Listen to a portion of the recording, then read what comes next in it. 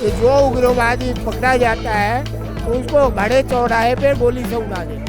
कोई केस नहीं, कोई जेल नहीं। लोग मरते रहे तो इनकी राजनीति चलती रहती है नेताओं की। अनएजुकेटेड रहे, उनको चाहिए यही कि बच्चे एजुकेटेड रहे और पत्थरबाजी होती है, लोग जाए ना वहाँ। जिसका एक भी मरता है उसका तो एक मरा ना, उसके 27 क्या करना है। सर क्या नाम है आपका? रमेश कुमार।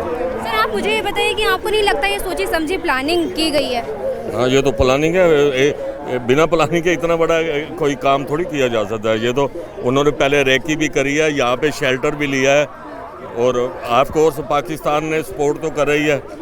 हथियार तो पाकिस्तान से ही आए, ये तो प्लानिंग आई है, इसमें तो कोई शक नहीं है। और बहुत बुरा हुआ है, किसी की शादी को 6 दिन हुए, किसी का 2 महीने हुए। मैं कह रहा हूँ चाहे 20 साल भी हुए हो, मौत तो गलत है। घर उजड़ गए, कैसे भरपाई हो पाएगी? मैडम किसी के बंदे के मरने की भरपाई नहीं होती, मौत की भरपाई नहीं होती मैडम, मौत की भरपाई नहीं होती। जिसका घर का मरता है उसको पता होता, बाकी को तो गिनती हो जाती है 27। जिसका एक भी मरता है उसका तो एक मरा ना, उसके 27 क्या करना है। आपको नहीं लगता ये मजहबी आतंकी हमला है? क्योंकि वहाँ पर लोगों को धर्म पूछ के, नाम पूछ करके। मैडम ये मजहबी आतंकी हमला नहीं है, ये इन्होंने हिंदुस्तान में यही क्रिएट करने के लिए ना, इसलिए इन्होंने पूछा कि ये हिंदू और मुसलमान मारो। उनको बात सुनो, पाकिस्तानियों को यहाँ के हिंदू मुसलमान से क्या लेना।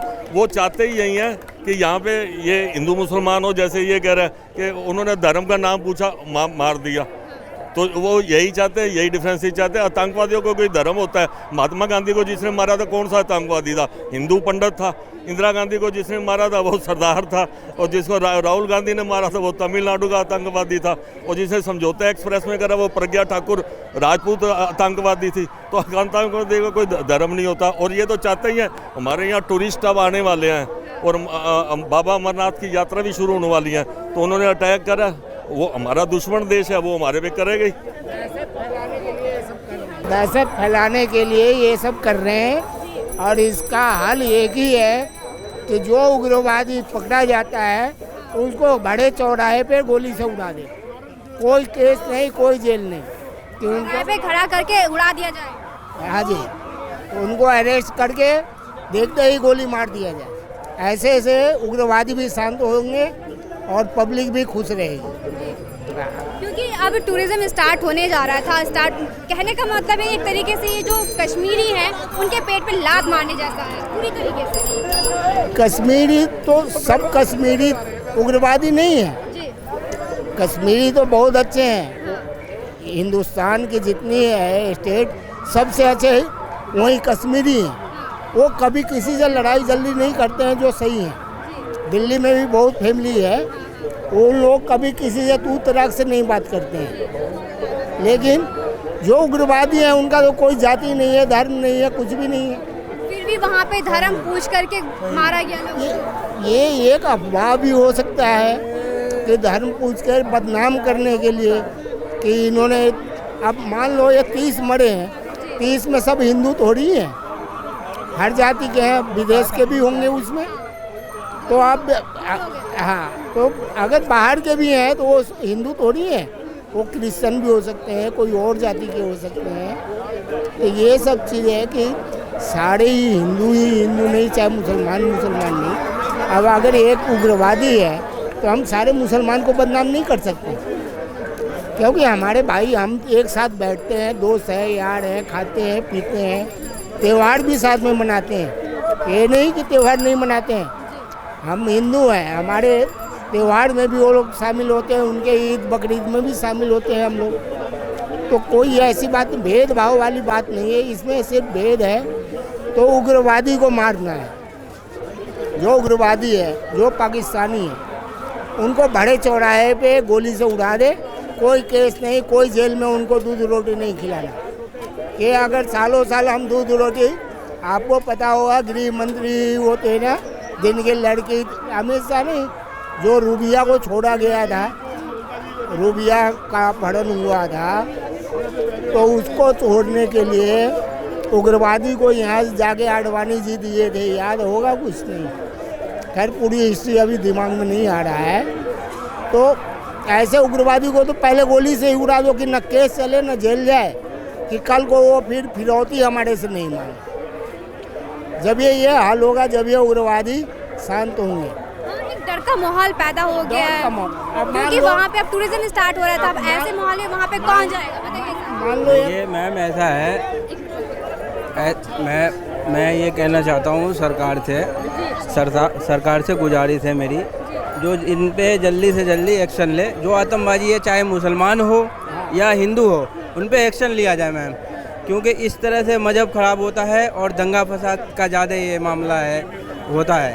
तो मैं सरकार से गुजारिश करूँगा इस पर जल्द से जल्द एक्शन ले, और जो भी है, मुसलमान हो या हिंदू हो, मुझे उससे कभी ये नहीं है। आतंकबाजी होता है मैम, चाहे हिंदू हो या मुसलमान हो, मुझे इससे कोई नहीं है। उनको ढूंढ के और मार दिया जाए। मैं उनके सरकार से बहुत गुजारिश कर रहा हूँ मैम। काफ़ी दिनों से हमें बहुत अफसोस हो रही है, हमारे भाई मरे हैं, हमें अफसोस है जो हमारे भाई के साथ हादसा हुआ है, चाहे वो हिंदू हो या मुसलमान हो, ये गलत हुआ है मैम। बस मैं इतना कहना। क्योंकि जम्मू कश्मीर हमारे देश का अंग है, हमें एक्शन तो लेना ही चाहिए। हाँ, बिल्कुल लेना चाहिए कि वो उग्रवादी को जहाँ पकड़ में आए वहीं पे गोली से उड़ा दो। कोई केस नहीं, कोई नहीं कि जेल में रख करके हम सालों सालों रोटी खिलाते नहीं, अपना मेहनत करके हम पैदा करते हैं, वो उग्रवादी को खिलाते हैं। काल को उग्रवादी छूट जाते हैं, फिरौती मांग करके वो अदला बदली कर लेते हैं।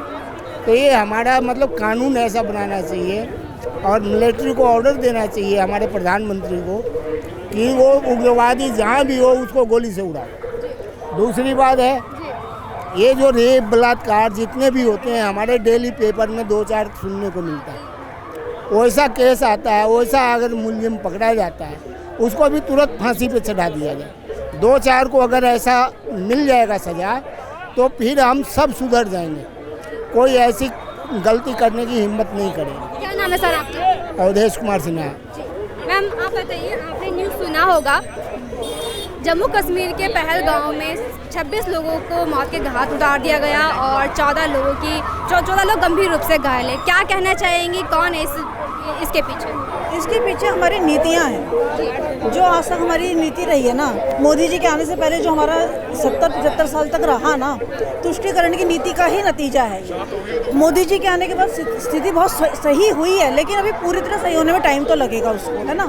एक दिन में तो कुछ ठीक होता नहीं, लेकिन फिर भी मोदी जी पे इतना विश्वास है कि उस चीज़ का बदला तो लेंगे और लेना चाहिए। हमारे देश में इतना बड़ा नुकसान, बात क्योंकि 27 लोग कोई आम थोड़ी बात, 28 लोग उसकी इतनी छोटी वो नहीं है। आप हिंदू क्यों मार रहे हैं? वहाँ पे धर्म पूछ कर ये तो हिंदू धर्म से नफरत हो गई ना। हिंदू 80% होकर भी मर रहा है, ये बात है ना। आप ये देखिए, आप हिंदू को मार रहे हैं और इतना कोई बवाल नहीं मचा हुआ। बंगाल में इतना हिंदू मार दिया, कोई विपक्ष कुछ नहीं बोल रहा, कुछ भी किसी ने लफ्ज नहीं बोला है। एक विपक्ष का नेता मुर्शिदाबाद नहीं गया, क्यों नहीं गए? मणिपुर जाने के लिए सब तैयार थे, मुर्शिदाबाद के लिए किस सबके मुंह में दही जम गया, एक बंदा नहीं पहुंचा। और कश्मीर के लिए भी कोई नहीं आएगा। हिंदुओं को खुद ही जागना पड़ेगा। और मोदी जी के आने के बाद हिंदू फिर भी बहुत जागरूक हुआ है, वरना सोया हुआ था।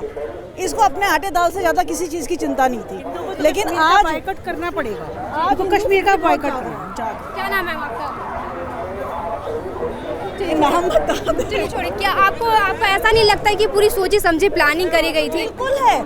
वो ये चाहते हैं कि जो उसमें कश्मीरी भी शामिल है, पता है क्या? उसमें जो हमने देखा कश्मीरी भी शायद बिगैर कश्मीरी शामिल हुए हो ही नहीं सकता। वो उनको लोकल सपोर्ट नहीं होगा ना, इतना बड़ा हादसा नहीं हो सकता, पहली बात। और वो ये चाहते ही नहीं कि घाटी में स्थिति सामान्य हो। जो 370 हटने के बाद सामान्य हुई है ना, वो चाहते ही नहीं है। वो चाहते रोज पहले की तरह बम फटे, कर्फ्यू लगे, टूरिस्ट डरे। अब टूरिस्ट जाने से डरेगा ना, जो पैदा हो गया लोगों के बीच में, हो गया पैदा। और मेरे को तो लगता है कि इसको सुधार देना चाहिए। और देखो, लोकल कश्मीरी की गलती बताओ, उसका तो बिजनेस ठप हो गया। नुकसान किसका हुआ? लोकल कश्मीरी का पेट मार दिया। अब इतनी मुश्किल से इतने सालों बाद जो उनका काम धंधा शुरू हुआ था, वो खत्म हो गया। गरीब आदमी पिसा ना, और ये राजनीति होती रहेगी इसके ऊपर।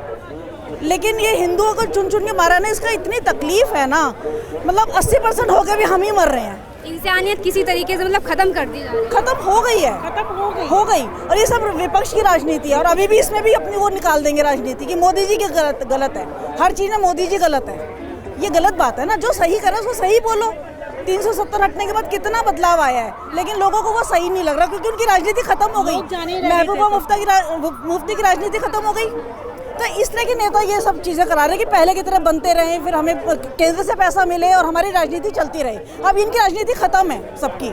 370 हटने के बाद ही वहाँ पे बहुत शांति थी, उसके बाद इलेक्शन भी हुआ। इसी तरीके के और कुछ ऐसे डेवलपमेंट देखो ना, कितना इन्वेस्ट आया वहाँ पर, इतना इन्वेस्टमेंट आया, इतने डेवलप हुआ है वहाँ पर। लेकिन इन लोगों को ये चीज़ें अच्छी नहीं लगेंगी। वो चाहते हैं कि वहाँ पर गरीबी रहे, वहाँ पे बेरोजगारी रहे, लोग मरते रहे। तो इनकी राजनीति चलती रहती है नेताओं बच्चे की। अनएजुकेटेड रहे, उनको चाहिए यही कि बच्चे एजुकेटेड रहे और पत्थरबाजी होती रहे, लोग जाए ना वहाँ पर। हम सोचे ना जाना तो हम जा नहीं अब सकते। ऐसे माहौल में कौन जाएगा? सोचो ना, बहन लोगों के बीच में इतना हो गया है, लोग कैसे जाएंगे बताइए? बिल्कुल कोई भी नहीं जाना चाहेगा, कोई भी नहीं जाना चाहेगा। जाना नहीं चाहेगा ऐसे कोई भी। क्या नाम है मैम आपका? कृष्णा अग्रवाल। Thank you.